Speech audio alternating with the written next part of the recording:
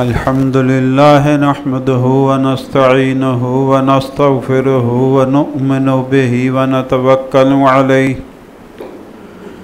व नऊज़ु बिल्लाहि मिन शुरूरि अनफुसिना व मिन सय्यिआति अमालिना मन यहदिहिल्लाहु फला मुदिल्ल लहु व मन युद्लिल फला हादिय लहु व नशहदु अल्ला इलाहा इल्लल्लाहु वहदहु ला शरीका लहु व नशहदु अन्न मुहम्मदन अब्दुहु व रसूलुहु अम्मा बाद फ़अऊज़ु बिल्लाहि मिनश शैतानिर रजीम बिस्मिल्लाहिर रहमानिर रहीम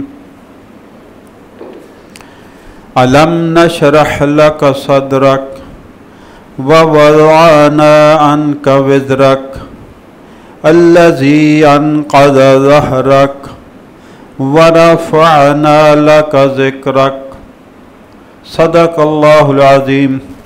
इन्नल्लाह व मलाइकतहु युसल्लूना अलन नबी या अय्युहल्लज़ीना आमनू सल्लु अलैहि व सल्लिमू तस्लीमा। अल्लाहुम्मा सल्लि अला मुहम्मदिन व अला आलि मुहम्मदिन कमा सल्लैता अला इब्राहीम व अला आलि इब्राहीम इन्नका हमीदुम मजीद। अल्लाहुम्मा बारिक अला मुहम्मदिन व अला आलि मुहम्मदिन कमा बारकता अला इब्राहीम व अला आलि इब्राहीम इन्नका हमीदुम मजीद। अल्हम्दुलिल्लाह अल्हम्दुलिल्लाह सुम्मा अल्हम्दुलिल्लाह। अल्लाह पाक का बेहद बेहिसाब बेशुमार एहसान है, उसने हमें जुमातुल मुबारक की नमाज की हाज़िरी नसीब फरमाई। अल्लाह ताला अपने फ़ज़ल व करम से हमारी यह हाज़िरी कबूल फरमाए और इसी हाज़िरी को हमारे लिए दोनों जहान में खुशियों का, खुशहालियों का, खैर व बरकत का और आसानियों का ज़रिया बनाए। आमीन या रब्बल आलमीन। सूरह अलम नशरह की चंद आयात की तलावत अल्लाह पाक ने नसीब फरमाई मुझे। रबीउल अव्वल का महीना आज यकम शुरू होगी। उन्वान मेरा कोई और बन रहा था, लेकिन मैंने कहा अगर ना बना चांद तो फिर और कर लेंगे, वरना ये कर लेंगे। चलो उसको अब अगले जुमे के बाद रख लेंगे। और वो है मौत का बयान।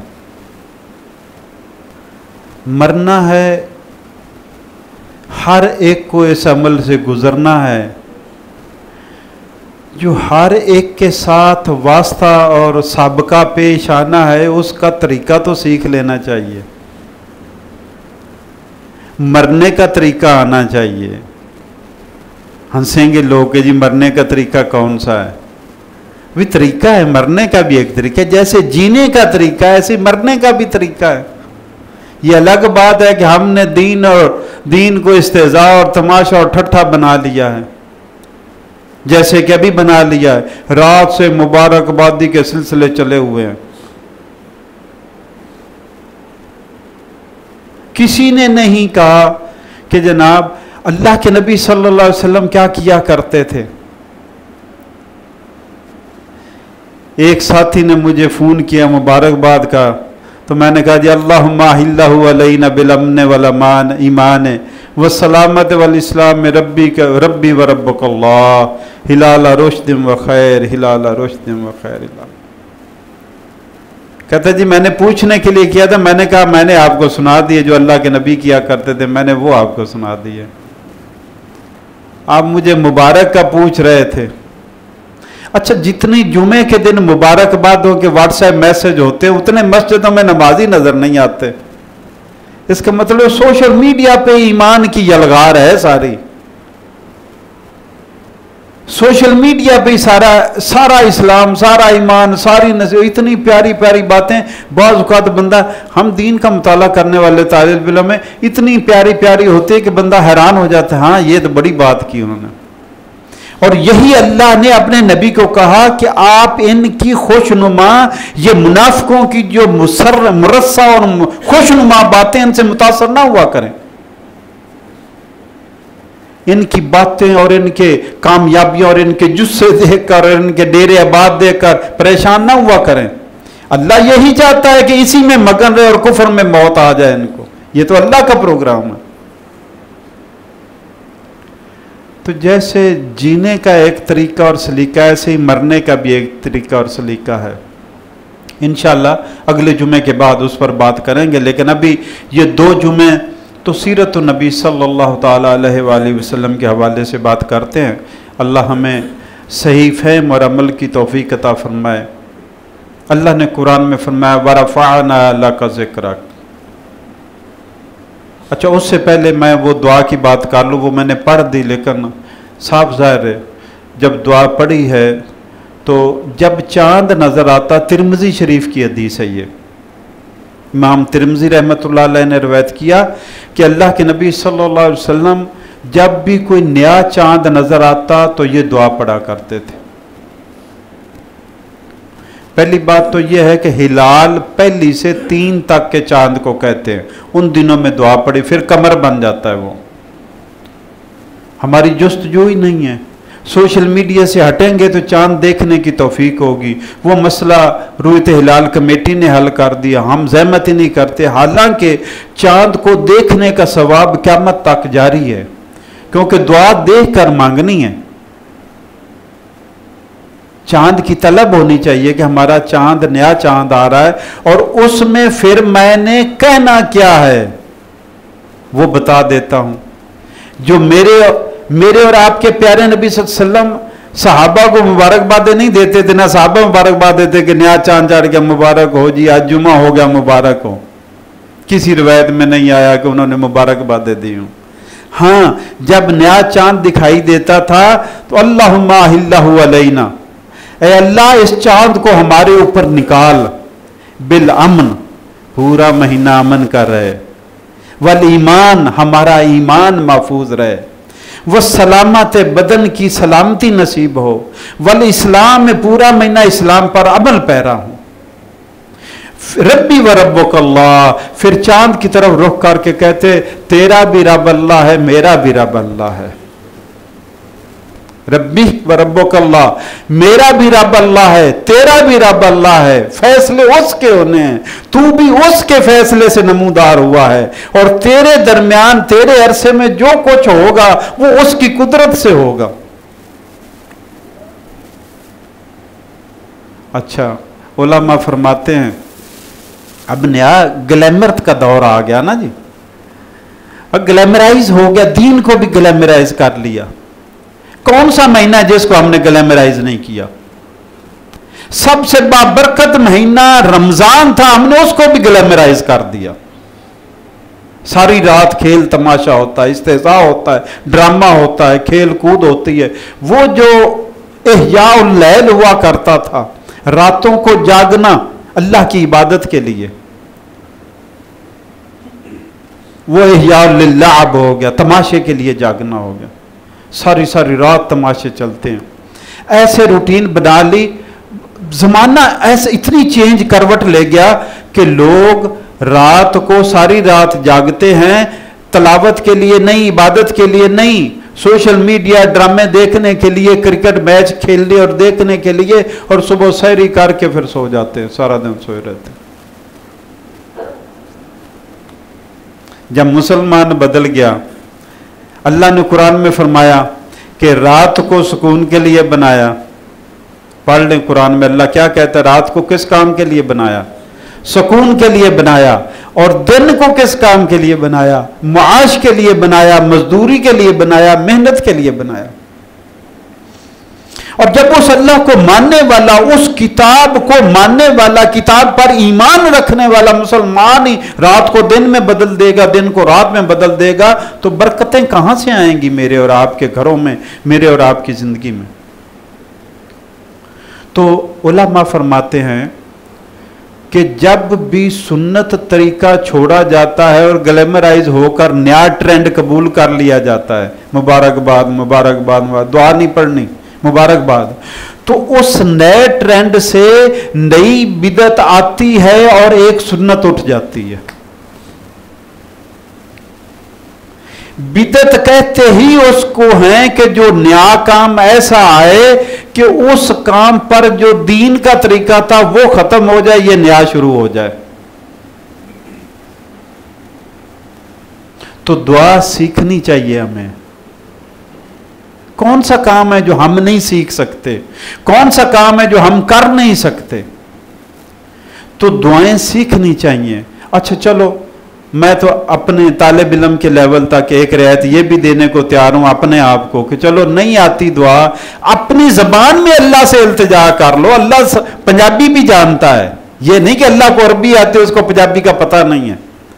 अपनी जबान में कहो, या अल्लाह नया चांद निकले, इसको खैर का रखना, सलामती का, अमन का, सुकून का, हमारा ईमान और हमारा इस्लाम महफूज रहे, हमारी इज्जतें, हमारी जान महफूज रहे, हमारे माल महफूज रहे, हमें खुशहालियां नसीब हो, हमें सेहत और तंदुरुस्ती हो, हमें परेशानियों से महफूज रखना, पूरा महीना शैतान के हमलों से बचाए रखना।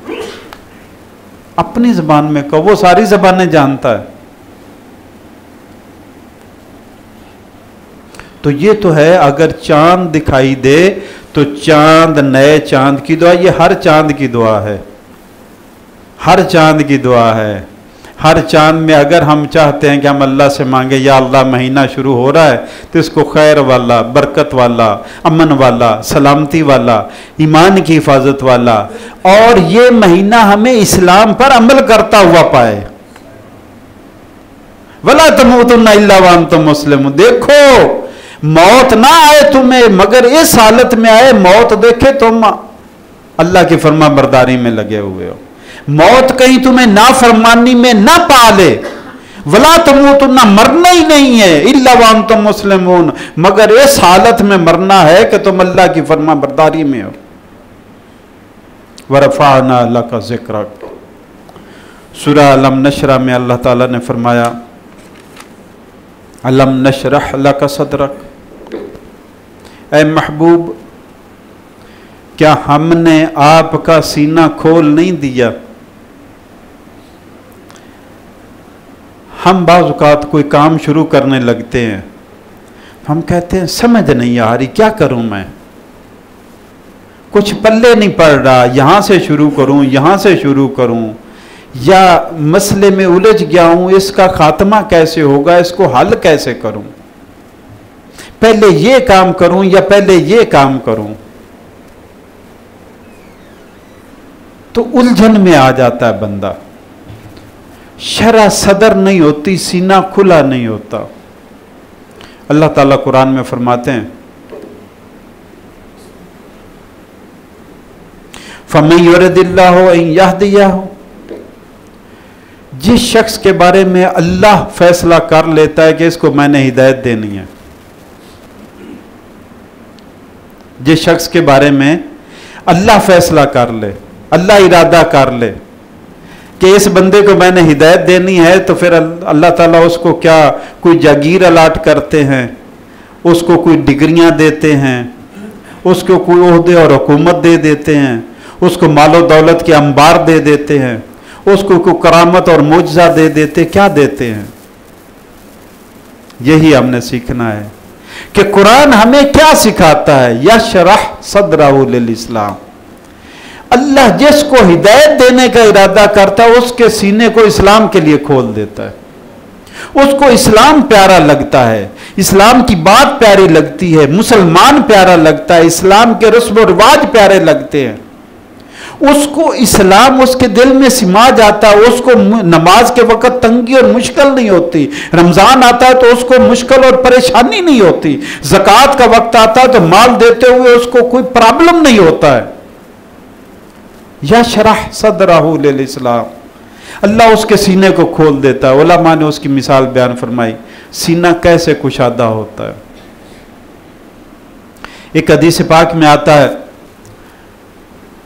रवायात में मशहूर है कि अल्लाह के नबी सल्लल्लाहु अलैहि वसल्लम नबुव्वत के 12वें साल तकरीबन, जब आपकी अहलिया ज़ौजा मोहतरमा हज़रत खदीजा रज़ी अल्लाह ताला अन्हा वफ़ात पा गई और आपके चचा जनाब अबू तालिब फौत हो गए, तो आप ताइफ की तरफ आपने रुख किया कि शायद वहाँ के सरदार मेरा साथ दें, वहाँ पे मुझे अगर मरकज़ मिल जाए तो वहाँ पे बैठकर मैं दीन की तबलीग करूँगा।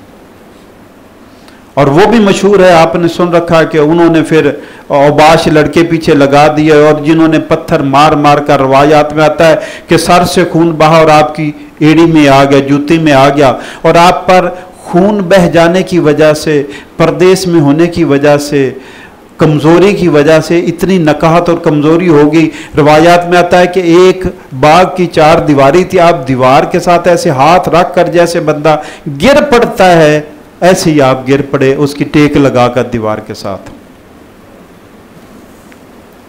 और अल्लाह तो बंदे के साथ ही होता है ना, वो तो कहीं गया नहीं है, वो तो बस ये देखता है कि मेरा बंदा कहाँ तक चला गया है। अब तो अब जिब्रील आ गए कि जी ये पहाड़ों का फरिश्ता हाजिर हुआ है, सलाम इजाज़त तलब कर रहा है, और ये सलाम करता है, इजाज़त दी। तो उसने कहा जी मुझे हुक्म मिला है रब्बे कायनात से कि अगर आप इशारा करें तो इस बस्ती को, ताइफ को पहाड़ों के बीच में ऐसे बेच कर तबाह बर्बाद कर दूं,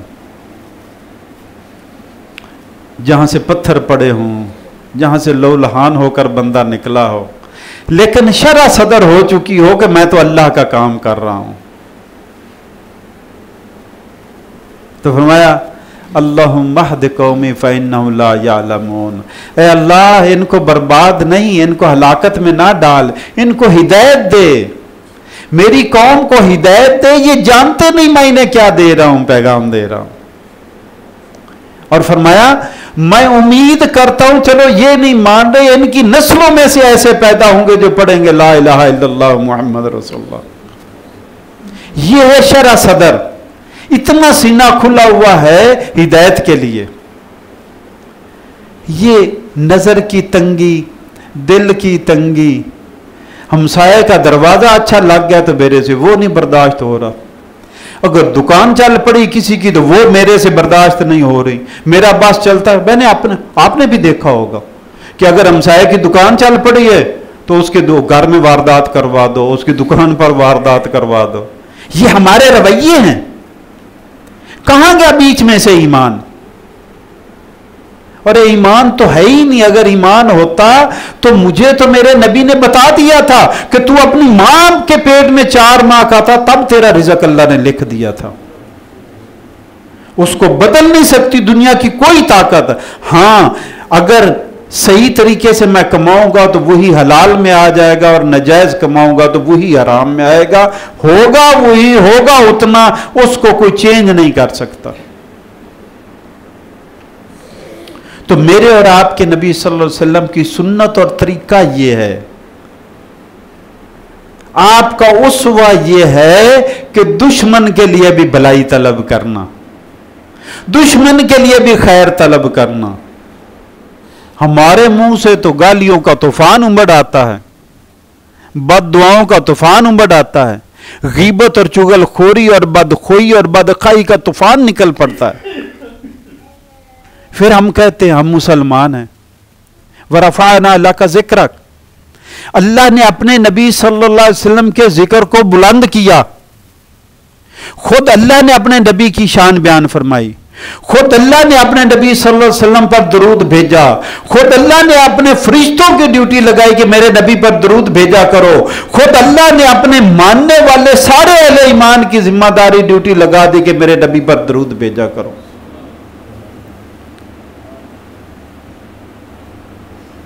अल्लाह ने तो कहा वरफ़अना लका ज़िक्रक। जिब्रील हाजिर हुए, या रसूलुल्लाह सल्लल्लाहु अलैहि वसल्लम, अल्लाह फरमाते हैं क्या आपको पता है अल्लाह ने आपका जिक्र कैसे बुलंद किया? तो अल्लाह के नबी सल्लल्लाहु अलैहि वसल्लम ने फरमाया अल्लाह जानता है, मुझे तो नहीं पता। तो उन्होंने कहा कि अल्लाह फरमाते हैं इज़ा ज़ुकिरतु ज़ुकिरता माइया, जब भी मेरा नाम आएगा साथ तुम्हारा नाम आएगा। ईमान कबूल करना, अशहदु अल्ला इलाहा इल्लल्लाह वहदहु ला शरीका लहु व अशहदु अन्ना मुहम्मदन अब्दुहु व रसूलुहु। दुनिया में तो अलग रह गया इस्लाम, कब्र में भी साथ ही है कि तेरा रब कौन है, तेरा नबी कौन है, वहां पे भी साथ साथ ही है। कलमा पढ़ो तो साथ साथ, नमाज में, खुतबे में, जुमे में, ईदों में, निकाह में, जहां कहीं भी अल्लाह अल्लाह के दीन का नाम आता, अल्लाह के रसूल का साथ आता, फरमाया वरफ़अना लका ज़िक्रक। दुनिया में हर सू जहां भी अल्लाह का मानने वाला होगा, सच्चा अल्लाह को मानने वाला, तेरे नाम के साथ साथ। हत्ता के मैं एक तफसीर पढ़ रहा था नवाब सदीक हसन भोपाली की रहमतुल्लाह अलैह, उनकी तफसीर देख रहा था, तो वो लिखते हैं कि एक बंदा, इसी पर वरफ़अना लका ज़िक्रक, इसी की बहस पर लिखते हैं, एक बंदा अल्लाह को मानता है, जन्नत को भी मानता है, दोज़ख को मानता है, सब कुछ मानता है, लेकिन वो मोहम्मद सल्लल्लाहु अलैहि वसल्लम को नहीं मानता। अल्लाह को मानना भी उसे फायदा नहीं देगा, क्योंकि नबी सल्लल्लाहु अलैहि वसल्लम पर ईमान लाए बगैर अल्लाह को भी ईमान कबूल नहीं है। मैं युतिइर रसूल फ़क़द अता अल्लाह, अल्लाह ने ऐलान कर दिया जिसने मेरे रसूल की इताअत कर ली, समझो अल्लाह की इताअत कर ली।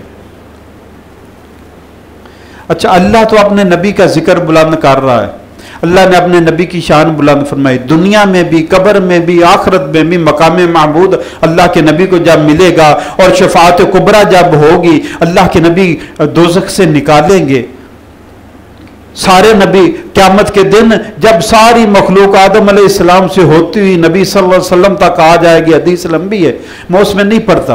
अल्लाह तो अपने नबी का जिक्र बुलंद कर रहा है, हर तरफ खैर ही खैर है। इतना जिक्र बुलंद है कि आपकी जान के दुश्मन मक्का वाले भी आपको सादक और अमीन कहते हैं। आपकी जान के दुश्मन आपको सादक और अमीन कहते हैं। यह है जिक्र की बुलंदी।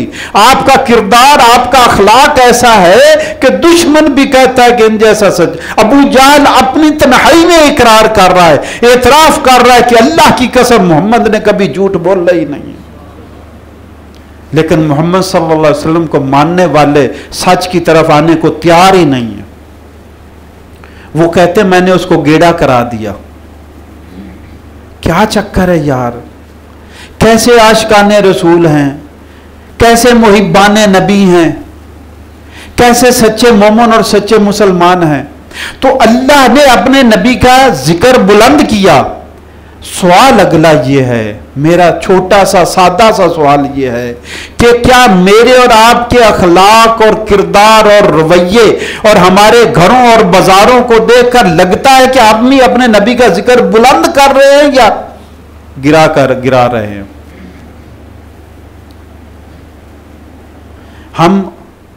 हम अपने दीन के लिए, अपने नबी के लिए कलंक का टीका बनते जा रहे हैं, अपने अखलाक की बुनियाद पर, अपने किरदार की बुनियाद पर। और बाज़ औक़ात अल्लाह माफ करे, हमारे हुलिये ऐसे होते हैं कि अगला धोखे खा जाता है। आपने कभी वो नेशनल जियोग्राफी में देखा होगा कि शिकार करने के लिए समुद्री अगर देखे ना, तो वो अपने ऊपर कैमोफ्लाज करके अपने हुलिये बदल कर जानवर छुप कर घात लगाकर बैठे होते हैं दूसरे पर हमला करने। जो ही करीब आता है झपट लेते हैं उसको। ऐसे ही हमारे रवैये हो गए, हम घात लगाकर बैठ गए दूसरों पर झपटने के लिए।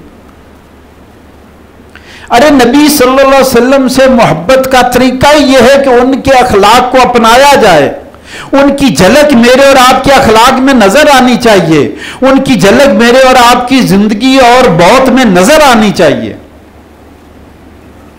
वरफ़अना लका ज़िक्रक, अल्लाह कहते हैं अलम नशरह लका सदरक, ए नबी सल्लल्लाहु अलैहि वसल्लम हमने आपके सीने को खोल दिया। वो जो आसमानी उलूम थे जिनका आपको पता ही नहीं था, वअल्लमका मा लम तकुन तअलम, महबूब आपको अल्लाह ने वो कुछ सिखा दिया जो आप पहले जानते ही नहीं थे। आपका सीना खोल दिया।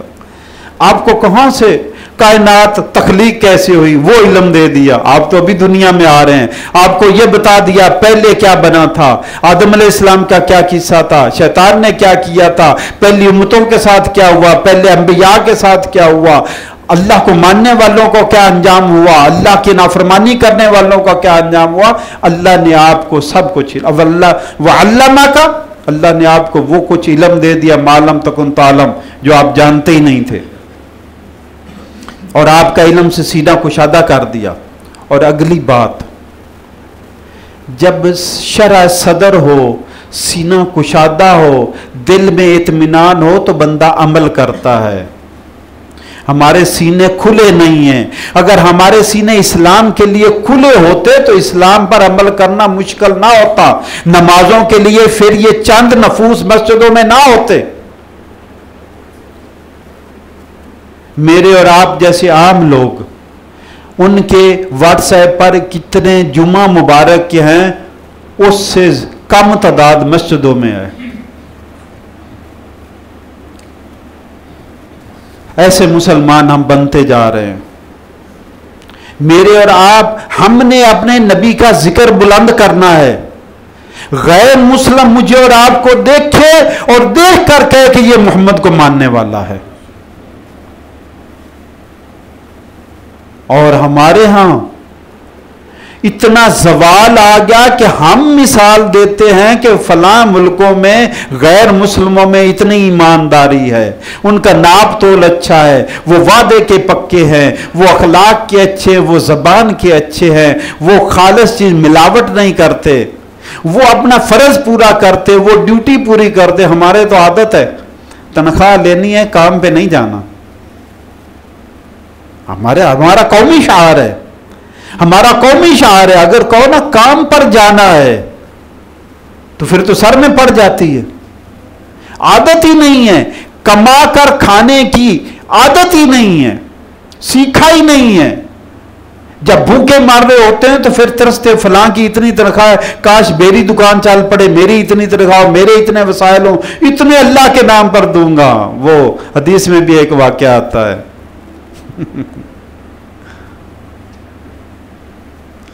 एक कहता था जी मैं बड़ा गरीब, हमामतुल मस्जिद उस साहबी का नाम था। गरीब था, घर में भी जगह नहीं होती, तो मस्जिद में बैठा रहता था, मस्जिद की सफाई सुथराई खिदमत में। अर्ज की या रसूलल्लाह दुआ कीजिए अल्लाह करम करे, बड़ी तंगी है, मुश्किल है। फिर मैं अगर इसी हाल में रहो तो बेहतर है तेरे लिए। नूरे नबूवत से देख रहे थे कि ये बेहतर है इसके लिए। अरे जो हाल मेरा और आपका, अल्लाह का शुक्र अदा करो, हमारे लिए ये बेहतर है। मत दूसरों को देखकर कंप्लेक्स में, डिप्रेशन में और हसद में और बुग़्ज़ में और अदावत में मत पड़ो।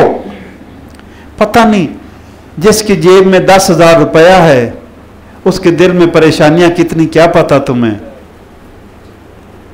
जिसके चेहरे पर मुस्कुराहट और तुम्हें खुशहाली और गाड़ी में अच्छे घर में नजर आ रहा है, उसकी जो जाती परेशानियां, क्या तुम्हें पता कि वो कितना अंदर से टूटा हुआ, बिखरा हुआ और हलाक शुदा है।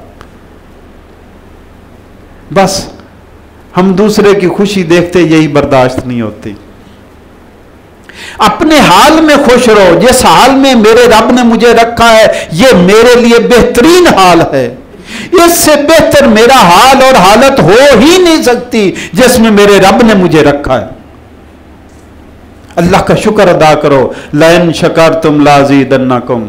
पूरा कुरान मेरे नबी की सीरत है, पूरा कुरान मेरे नबी के अखलाक है, पूरा कुरान उलमा कहते हैं मेरे नबी की सुन्नत है। हज़रत आयशा सिद्दीक़ा रज़ी अल्लाह ताला अन्हा से पूछा गया कि नबी सल्लल्लाहु अलैहि वसल्लम के अखलाक कैसे थे, आपका जीने का चाल चलन, आपका जीने का तरीका, गुफ्तार का, किरदार का, सोने का, जागने का, खुशी का, गम का, बाजार का, घर का, आपकी कैसी जिंदगी थी, आपके अखलाक कैसे थे। फरमाया तूने कुरान पढ़ा है? उसने कहा जी पढ़ा है। फरमाया काना खुलुकुहुल कुरान, ये पूरा कुरान आपके अखलाक है, जैसा कुरान है वैसी आपकी जिंदगी थी। और मेरे नबी की जिंदगी पूरा कुरान हो और मुझे पता ही नहीं कुरान कहता क्या है। पता है? कभी पढ़ा कुरान क्या कहता है? मुझे घर में बैठकर कुरान अल्लाह की किताब है, इसको खोल कर देखें ये क्या कहता है, ये क्या मुखातब कर रहा है, ये मुझे और आपको क्या तलकीन कर रहा है, इसने क्या करने का हुक्म दिया, इसने क्या बताया कि निजात किस बात में, कुरान क्या कहता है कि इसमें हलाकत है, कुरान क्या कहता है कि अल्लाह के प्यारे क्या करते थे, अल्लाह के दुश्मनों का क्या तरीका था, अल्लाह के नबियों को मानने वाले, अल्लाह के नबियों का साथ किन्होंने दिया, किस किस आजमाइश से गुजरे। सिर्फ एक जंगे खंदक का ही माहौल पढ़ लें तो रोंगटे खड़े हो जाते हैं कि वो जो 28, 29, 30 दिन का जो मुहासरा था मदीना का, उसमें क्या क्या बीती अल्लाह के रसूल सल्लल्लाहु अलैहि वसल्लम पर और सहाबा पर।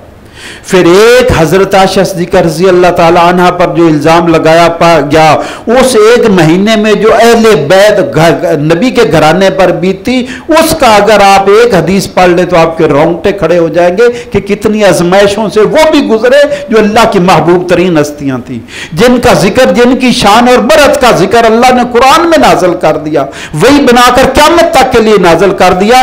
लेकिन अगर आप पढ़ें तो आपको पता चल जाएगा कि उन पर बीत क्या रही थी। हम कहते नजला जुकाम हो जी, बड़ी नमाज छोड़ दो, कोई तबीयत नहीं सही है।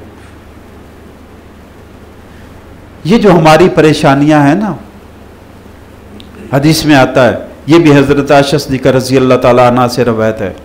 हदीस में आता है कि छोटी से छोटी परेशानी भी जो किसी मुसलमान मोमन को लाहिक होती है, उससे भी गुनाह माफ होते हैं, जन्नत में दर्जे बुलंद होते हैं। और उस छोटी से छोटी की मिसाल हदीस में वो बताने लगा हूं। असल में फरमाया, जेब में, कल ही मैं पढ़ रहा था, ये मैं बहुत पहले पढ़ी थी, कल मैं दोबारा पढ़ रहा था, कल दोबारा सामने आ गया, इसलिए मुझे याद आ गई दोबारा। फरमाया, जेब में माल रखा, जेब में, और हाथ डाला, पता नहीं माल नहीं है, दूसरी जेब में डाला तो मिल गया। ये जो इतनी परेशानी हुई, इससे भी गुनाह माफ होते हैं। और हम परेशानी, हम कहते परेशानी ना आए। हदीस में आता है कि मोमन के जान में, माल में, घर में, कारोबार में परेशानियां रहेंगी, हत्ता कि अल्लाह के पास पहुंचेगा तो कोई गुनाह नहीं होगा, सारे मिट चुके हैं। हमें परेशानियां जीने नहीं दे रही हैं। शरीयत कहती परेशानियां तुम्हारी लॉन्ड्री कर रही हैं, तुम गुनाहों से बाज नहीं आते, परेशानियां तुम्हें धोती जा रही हैं। हम कहते हैं हमारा मसला ही परेशानियां हैं, और तो मसला को नहीं। शरीयत कहती है तुम्हारा मसला ही गुनाह है, और तो मसला ही को नहीं।